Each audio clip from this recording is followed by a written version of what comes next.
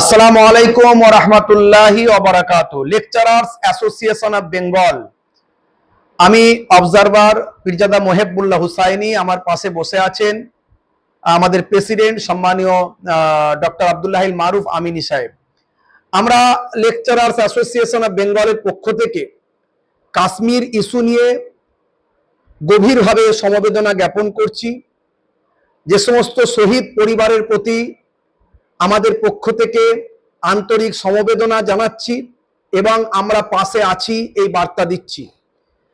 আজকে চলমান ভারতবর্ষের যে সিচুয়েশন পরিস্থিতিতে আমরা দাঁড়িয়ে আছি, এই কাশ্মীর ইস্যুকে সামনে রেখে ভেদাভেদ, জাতি, ধর্ম, বর্ণ নির্বিশেষে একটা সাম্প্রদায়িকতার মোড় নিয়ে যাওয়ার চেষ্টা চলছে, তার কন্ডেম করছি, প্রতিবাদ জানাচ্ছি। এবং এই কাশ্মীর ইস্যুতে আদিল শাহ নামে একজন মুসলিম ভাই কাশ্মীরে, তিনিও পর্যটকদের বাঁচাতে গিয়ে তিনিও শহীদ হয়েছেন এবং ওই সমস্ত জঙ্গিদের সঙ্গে লড়াই করতে গিয়ে আমাদের নদিয়ার ঝন্টু শেখ তিনিও শহীদ হয়েছেন। তাদের পরিবারগুলোর প্রতিও সমবেদনা জ্ঞাপন করছি। সাথে সাথে আমরা বলতে চাই, ভারতবর্ষের আমাদের বীর যোদ্ধারা প্রস্তুত আছেন। তারা আর দেরি না করে পাকিস্তানকে কড়া জবাব দিক এবং যারা এই ঘটনা ঘটিয়েছে তাদেরকে ধরে নিয়ে এসে প্রকাশ্য ফাঁসি দিক, এই দাবি আমরা করছি ভারত সরকারের কাছে। যে আর দেরি নয়, পাকিস্তানকে আর আমরা সহ্য করতে পারছি না। যারা এই ঘটনা ঘটিয়েছে তাদের উপযুক্ত শাস্তির দাবি চাইছি। সাথে সাথে যারা এই ঘটনাকে নিয়ে, পাকিস্তানের জঙ্গিরা এসে ঘটনা ঘটিয়েছে অথচ দেশের মধ্যে সাম্প্রদায়িকতা তৈরি করছে, তাদের প্রতি আমরা তীব্র নিন্দা করছি এবং প্রশাসনের দৃষ্টি আকর্ষণ করছি।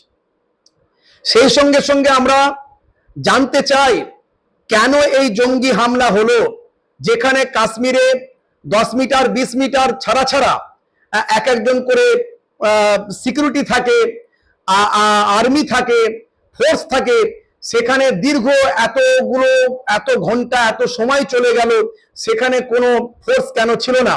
এবং এই ঘটনার পরেও অনেক মানুষকে বাঁচানো যেত, যারা কয়েক ঘন্টা পর্যন্ত পড়েছিলেন, তাদের ট্রিটমেন্টের জন্য কোনো ফোর্স পাওয়া যায়নি, কোনো ব্যবস্থা হয়নি কেন?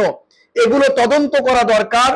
যে বা যারা ভিতরে বা বাইরে যেখানেই জড়িত থাকুক না কেন, তাদের কঠোর শাস্তির দাবি জানাচ্ছি লেকচারার্স অ্যাসোসিয়েশন অফ বেঙ্গলের পক্ষ থেকে। লেকচারার্স অ্যাসোসিয়েশন অফ বেঙ্গলের পক্ষ থেকে ওই সমস্ত শহীদদের যারা শহীদ হয়েছেন তাদের আত্মার শান্তির কামনা করছি। কেন্দ্র সরকারের কাছে এটা আমরা তদন্তের দাবি করছি, এটাকে তদন্ত করা হোক এবং দোষীদের আমরা লেকচারার্স অ্যাসোসিয়েশন অফ বেঙ্গলের পক্ষ থেকে আমরা দাবি তুলছি, তাদেরকে শাস্তি দেওয়া হোক।